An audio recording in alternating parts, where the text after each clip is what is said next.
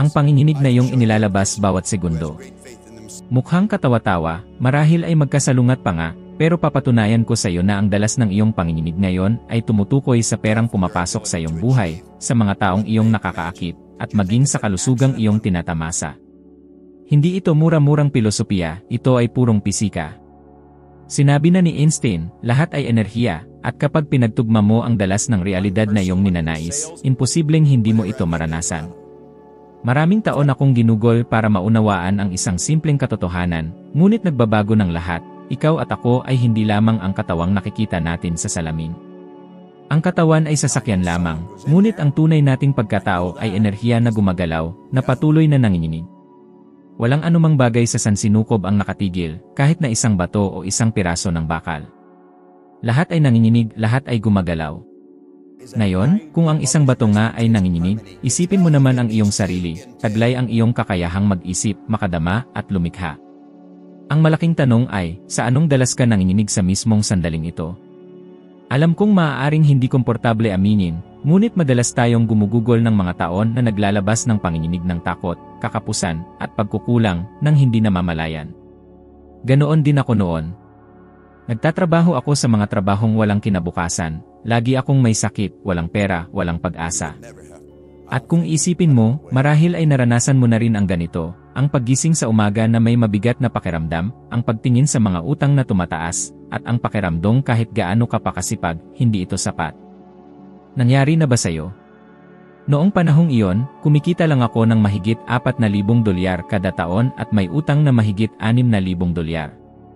Nakulong ako sa ikot ng panginginig ng kakapusan, at imposibleng makaakit ng kasaganaan habang nabubuhay na kaayon ng kakulangan. Ang sansinukob ay matematikal, eksakto, at tumutugon ng eksakto sa dalas na iyong pinapanatili. Kung nanginginig ka sa takot, makakaakit ka ng higit pang mga sitwasyon na nagpapatibay sa takot na iyon. Kung nanginginig ka sa utang, makakaakit ka ng higit pang utang. Hindi ito parusa, ito ay batas. Tulad ng batas ng grabidad, ang batas ng panginginig ay hindi nagkakamali. Naalala ko pa kung gaano ako kabalisa noon, balisa, walang katiyakan, at madalas, nahihiya pa. Iniisip ko, paano kaya makakagawa ng malaking bagay ang isang tulad ko? At iyon mismo ang panginginig na aking inilalabas. Napapansin mo ba kung gaano ito kahawig ng realidad ng karamihan sa mga tao? Ilang beses mo na bang nasabi sa iyong sarili na wala kang sapat na talento, na hindi ka ipinanganak sa mayamang pamilya, na walang pinag-aralan, na baka huli na? Mukhang inosente ang mga pariralang ito, ngunit ang bawat isa sa mga ito ay may dalang panginginig na nagpapakita sa iyong buhay. Nang sa wakas ay naunawaan ko na ang lahat ay enerhiya, napagtanto ko na ang pagbabago ay hindi manggagaling sa labas, kundi sa loob. Doon ko tinigil ang pag-isip kung gaano ako kalaki ang utang at nagsimulang magtuon sa mga bagay na gusto ko. Ang pagbabagong ito ng panginginig ang naging punto ng pagbabago. Hindi ito mahika, ito ay siyensya. Tulad ng pagtunto ng radyo sa isang partikular na istasyon sa pamamagitan ng pag-ayon sa isang dalas, nagsimulang umayon ako sa dalas ng kasaganaan. At habang binabago ko ang aking panginginig, nagsimulang lumitaw ang mga oportunidad sa mga paraang hindi ko inaasahan. Ito ang puntong nais kong lubos mong maunawaan, ang panginginig na iyong pinapanatili ay tumutukoy sa iyong inaakit. Kung nananatili kang nakatuon sa kakulangan, takot, at pagkukulang, ito ang patuloy mong makikita sa iyong harapan. Ngunit kung may malay kang pipiliing manginig sa pasasalamat, sa kasaganaan, sa pagtitiwala, hindi maiiwasang magsisimula kang makaakit ng mga pangyayari, tao, at sitwasyon na sumasalamin sa parehong enerhiya. Ang sansinukob ay hindi nabibigo. Ngayon, isipin mo kasama ko, kung lahat ay nanginginig, kung ang upuan na iyong kinaupuan ay nanginginig, kung ang mga radio wave, ang signal ng internet, at maging ang liwanag ay gumagana sa pamamagitan ng mga dalas, bakit magiging iba ang iyong buhay? Hindi ka eksepsyon, bahagi ka ng parehong sistemang ito. Ang kailangan mong gawin ngayon ay magdesisyon kung saang istasyon mo nais na ayusin ang iyong buhay. Sapagkat, gusto mo man o hindi, nanginginig ka na sa isang dalas, at ito ay lumilikha ng mga resulta na iyong nakikita ngayon. At nang maunawaan ko ito, nang tanggapin ko na ako ay enerhiya na gumagalaw, ang aking buhay ay nagsimulang magbago ng husto. Naalis ako sa utang at sa mga trabahong walang kinabukasan upang bumuo ng kita na mahigit $100,000 kada taon. Hindi dahil sa may nangyaring mahika, kundi dahil tumigil ako sa panginginig sa kakapusan at nagsimulang manginig sa kasaganaan. Ang parehong batas na gumana para sa akin ay gumagana rin para sa iyo. Ang tanong ay, mananatili ka bang nakulong sa dalas na iyong kinaroroonan o pipiliin mong magbago? Maraming tao ang naniniwalang nag-iisip sila, ngunit sa katunayan ay tumutugon lamang sila sa mga nangyayari sa kanilang paligid. Ito ang isa sa mga pinakamalaking ilusyon na nagpapanatili sa atin sa isang buhay na ayaw natin. Kapag narinig mo ang tunog ng sirena at agad mong naisip ang aksidente, hindi iyon pag-isip, ito ay otomatikong reaksyon lamang ng mga pandama. Kapag naamoy mo ang pagkain at nakita mo ang isang plato sa iyong isipan, hindi rin iyon pag-isip, ito ay aktibidad lamang ng pag-isip. Ang tunay na pag-isip ay ibang-iba. Ito ay ang paggamit ng mas mataas na kakayahan ng isipan na karamihan sa mga tao ay hindi pa natututunan gamitin. Tinuyo tayo na ipagkamali ang aktibidad ng pag-isip sa pag-isip. At marahil ay napansin mo na ito sa iyong sariling buhay. Ilang beses mo na bang nahuli ang iyong sarili na ang isipan ay puno ng mga alalahanin, nagpaplano, nag-aalaala sa mga nakaraan, iniisip ang iyong sarili sa mga negatibong sitwasyon, at naisip mong iyon ay pag-isip. Ngunit lahat ng ito ay reaksyon lamang. Ang pag-iisip ay isang malikhaing kilos, ito ay kapag may malay kang nagpasyang gamitin ang imahinasyon, intuisyon, pangunawa, alaala, kadahilanan, at kagustuhan upang bumuo ng isang ideya na wala pa noon. Ito ang nagpapaiba sa atin sa lahat ng iba pang nabubuhay na nilalang. Natutuhan ko ito sa pinakamahirap na paraan. Sa loob ng maraming taon, hindi ako nagbabasa, hindi ako nag-aaral, hindi ako humihinto upang talagang magmuni-muni. Tumutugon lang ako. Nagtatrabaho ako sa masasamang trabaho, nagrereklamo sa mga bayarin, nararamdaman kong mahirap ang buhay at naniniwala akong wala nang magagawa. Ngunit hindi ako nag-isip. Pinapayagan ko lang ang buhay na ihatid ako. At nang ipakilala sa akin ang ideya na ang pag-isip ay isang may malay na kilos, napagtanto ko kung gaano ko nasasayang ang aking isipan. Marahil ay naranasan mo rin ang mga ganitong sandali, ang paghiga sa gabi at ang pag-isip na ang iyong ulo ay puno ng masasamang imahe tungkol sa kinabukasan, na parang mayroong palaging isang bagay na malapit ng magkamali. Ito ay karaniwan, ngunit doon mo kailangan huminto at itanong sa iyong sarili, tumutugon ba ako o talagang nag-isip ako? Naalala ko nang simulan kong ilapat ito. Sa halip na mawala sa mga alalahanin, nagsimulang gumamit ako ng aking imahinasyon upang lumikha ng mga larawan ng nais kong maranasan. Hindi mga larawan ng takot o utang, kundi mga larawan ng kalayaan at kasaganaan. Sa una, parang kakaiba dahil ang aking realidad ay ibang-iba. Ngunit unti-unti, napagtanto ko na ito mismo ang ehersisyo na humuhubog sa aking bagong buhay. Ang pag-iisip ay may malay na paglikha, hindi lamang ang paulit-ulit na pag-isip sa mga problemang mayroon na. Ipinakikita ng mga pagsasaliksik na mahigit 80% ng mga iniisip ng isang karaniwang tao sa isang araw ay negatibo at paulit-ulit. Nangangahulugan ito na ang karamihan ay tumutugon lamang at muling lumilikha, araw-araw, ng parehong buhay na ayaw na nila. Hindi iyon pag-isip. Ang pag-isip ay nangangailangan ng disiplina at kamalayan.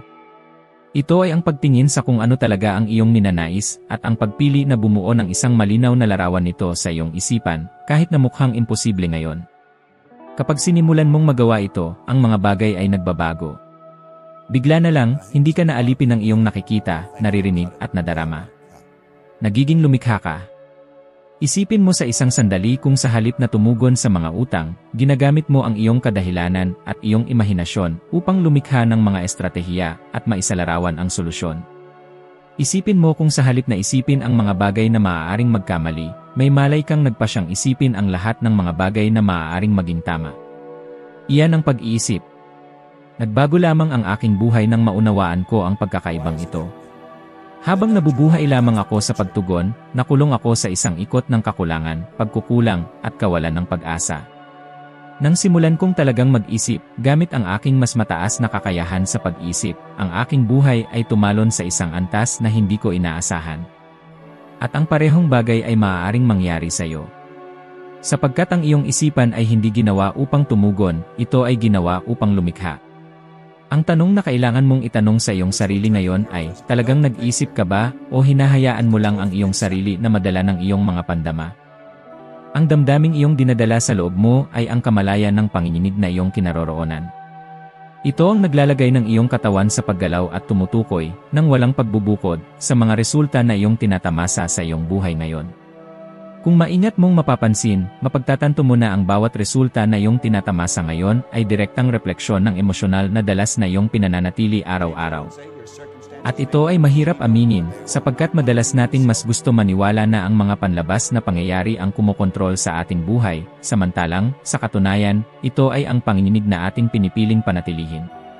Naalala ko ang isang panahon kung saan parang walang anumang bagay na tama sa akin. Lagi akong may sakit, walang enerhiya, may mga sakit sa katawan na halos araw-araw kong dinadala. Kasabay nito, nabubuhay ako ng walang pera, lagi akong may utang, at pakiramdam ko ay hindi ko mababago ang sitwasyong iyon. Ang pinakakagulat-gulat ay, habang mas iniisip ko kung gaano ako kahirap at may sakit, mas pinananatili ko ang panginginig na iyon. Parang ang aking isipan ay isang pang-akit na umaakit lamang ng higit pa sa pareho.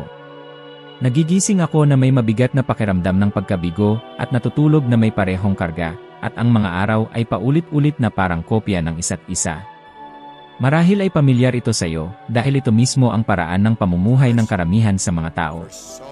Kinakailangan na may isang tao na lumapit sa akin, at sabihin ang isang matinding katotohanan, upang makita ko ito. Narinig ko na isa ako sa mga taong pinakamalungkot na nakilala ng isang tao. Iyon ay lubos na nakaapekto sa akin, sapagkat sa kalooban ko ay alam kong totoo iyon. Wala akong enerhiya, wala akong saya, wala akong pera, at wala akong nakikitang pag-asa. Ngunit ang pagkabigla na iyon ay parang paggising. Sa sandaling iyon, naunawaan ko na kung hindi ko babaguhin ang panginginig na aking pinapanatili, wala nang magbabago sa aking buhay. Napansin mo na ba kung gaano kadaling makapasok sa ikot na ito?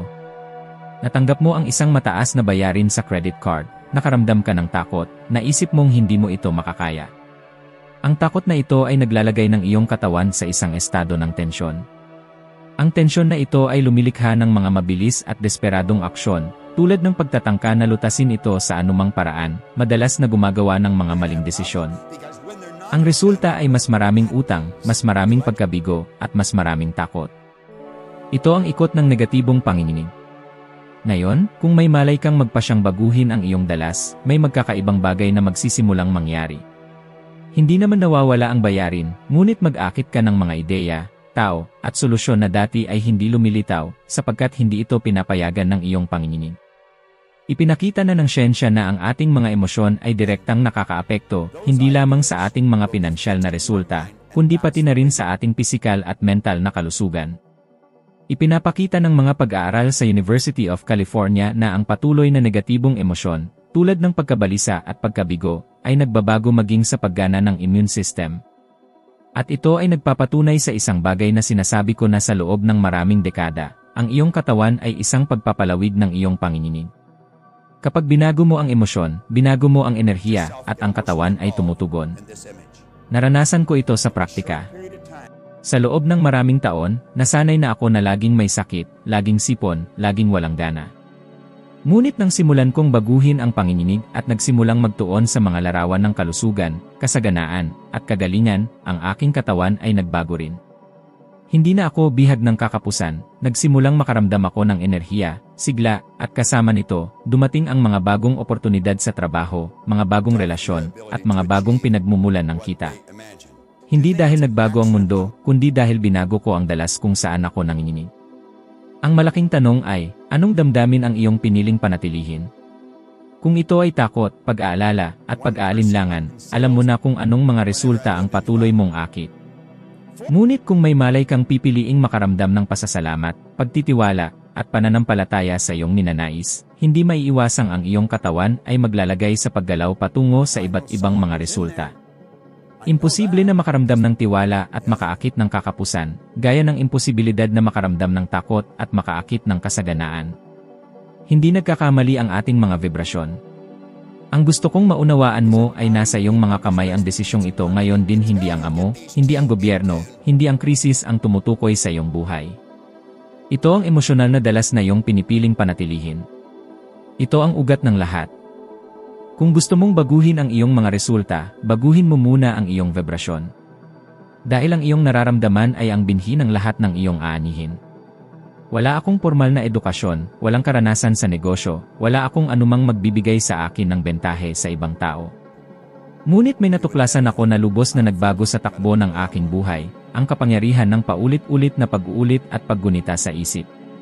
Naalala ko noong nagpasya akong magbasa araw-araw ng mga sipi mula sa Think and Grow Rich. Hindi ito mabilisang pagbabasa at pagkalimot, ito ay isang masusing pagsasanay. Binabasa ko ulit, binubulay-bulay ko, at hinahayaan kong tumagos ang mga salitang iyon sa aking isipan hanggang sa maging bahagi na ito ng aking pagkatao. Hindi ito nangyari sa loob ng isang linggo o isang buwan, ito ay isang patuloy na proseso.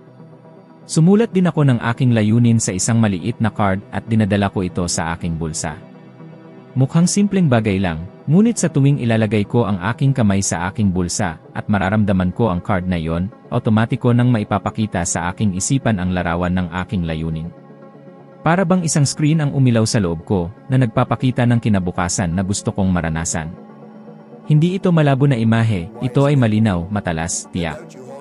Nakikita ko kung saan ko gusto pumunta, nakikita ko kung magkano ang gusto kong kitain, nakikita ko ang estilo ng pamumuhay na ninanais ko. Ang imahin ito ay nagiging totoo na para bang nararanasan ko na yon.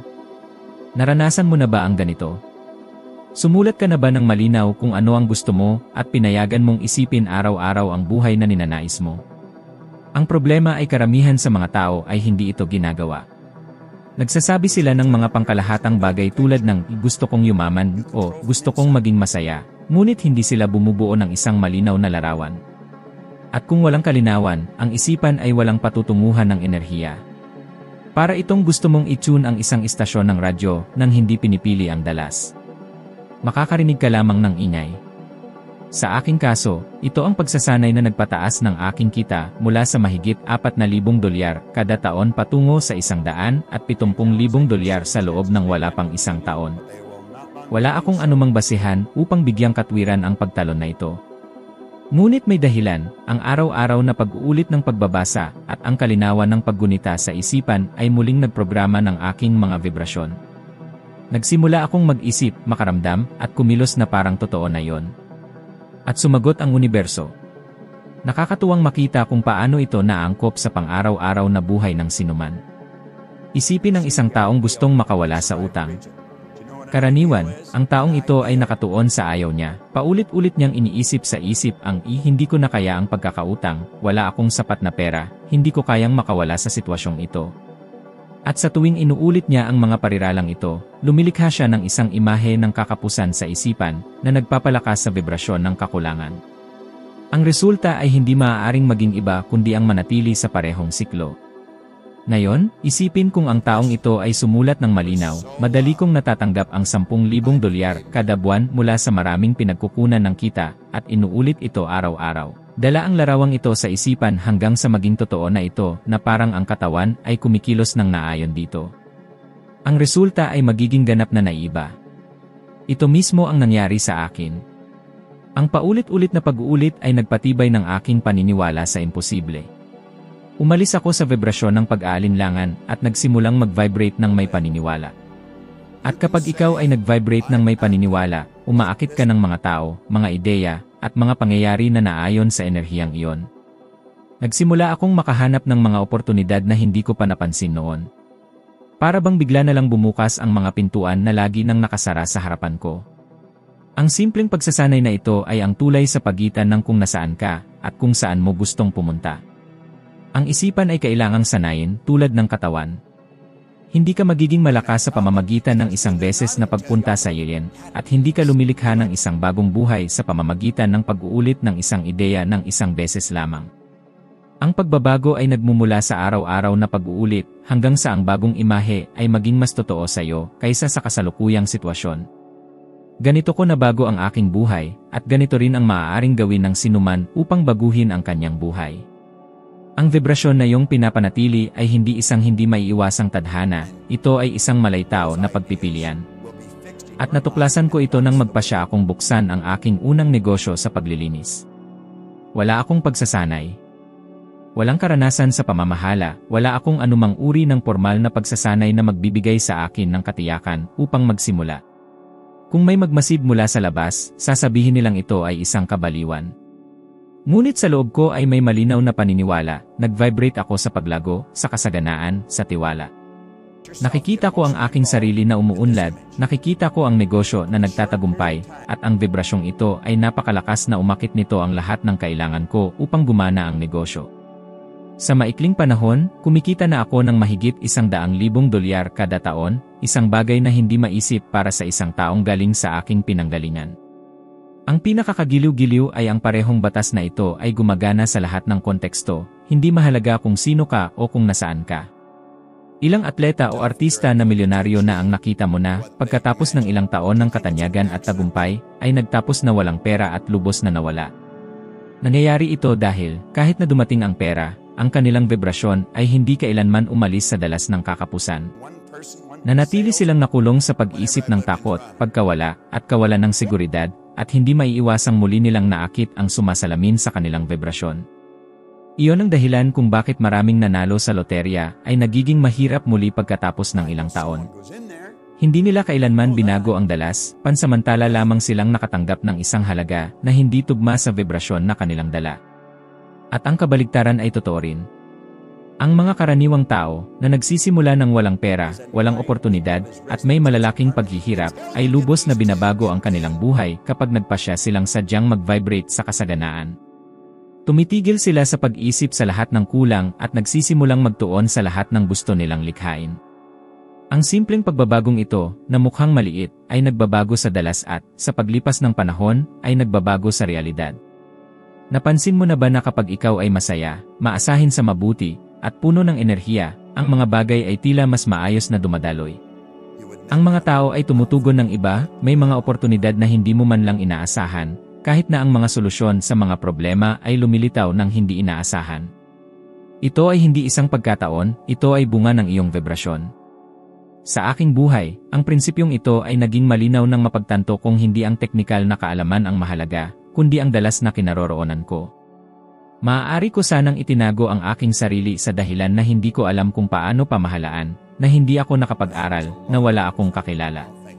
Ngunit sa halip, pinili kong panatilihin ang malinaw na imahe ng paglago at kasaganaan. At ang pagpipiliang ito na mag-vibrate ng may tiwala ay nagdala ng mga tao, mga ideya, at mga sitwasyon na nagpakita sa akin ng daan. Natutunan ko sa praktika na ang vibrasyon ay laging nauna sa resulta. Ngayon isipin ang iyong buhay.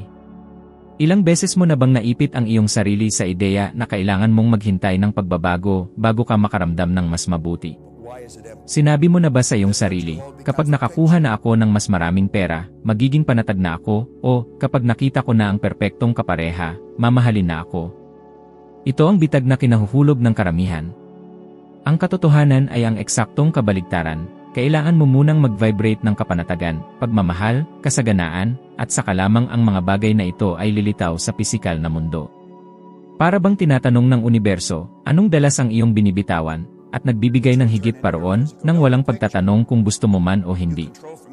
Gusto kong lubos mong maunawaan ito, ang iyong vibrasyon ay pagpipilian, hindi kapalaran. Hindi mahalaga kung ipinanganak ka sa isang mahirap na tahanan, kung nakaranas ka na ng pagkabangkarote, kung ikaw ay may utang, o kung sa tingin mo ay nasayang ang iyong oras. Wala sa mga ito ang tumutukoy kung sino ka o kung ano ang maaari mong maging. Ang tanging bagay na tumutukoy ay ang dalas na iyong pinipiling panatilihin ngayon. Dahil ang universo ay hindi tumutugon sa iyong nakaraan, tumutugon ito sa iyong kasalukuyang vibrasyon. At kapag binago mo ang dalas na ito, hindi maiiwasang mababago mo rin ang iyong kinabukasan. Ang pinakamahalagang punto na kailangan mong dalhin ay ang vibrasyon na iyong kinabubuhay ay ang ugat ng lahat ng iyong mga resulta. Hindi ang mga panlabas na pangyayari ang nagpapasya sa iyong tadhana, kundi ang dalas na iyong pinapanatili sa loob mo. Kung babaguhin mo ang vibrasyon, hindi maiiwasang mababago mo ang lahat sa paligid mo. At ito ay simula pa lamang, dahil palagi may susunod na antas, palaging may bagong baitang sa iyong pag-unlad. Sa susunod na video na lumalabas na sa screen, akyat ka pa, palalawakin mo ang iyong kamalayan at magiging kahit 1% na mas mahusay kaysa sa iyo ngayon. Salamat sa pagsama sa akin at hinihintay kita sa susunod na video.